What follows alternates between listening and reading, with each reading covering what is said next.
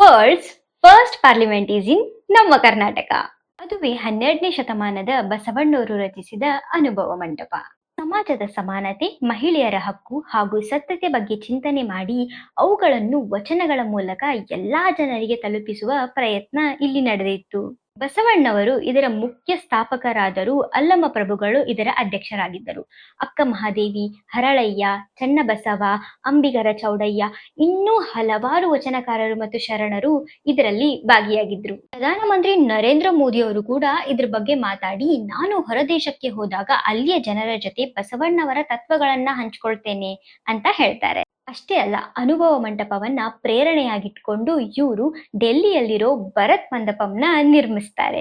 ಬಸವಣ್ಣವರ ಮೂರ್ತಿ ಕೇವಲ ಭಾರತದಲ್ಲಷ್ಟೇ ಅಲ್ಲ, ಇದು ಲಂಡನ್ನ ಲ್ಯಾಬೆತ್ ಪ್ರದೇಶದಲ್ಲಿ ಕೂಡ ಇದೆ. ಇದನ್ನ 2015ರಲ್ಲಿ ಪ್ರಧಾನಮಂತ್ರಿ ನರೇಂದ್ರ ಮೋದಿ ಅವರೇ ಹೋಗಿ ಉದ್ಘಾಟನೆ ಮಾಡ್ತಾರೆ.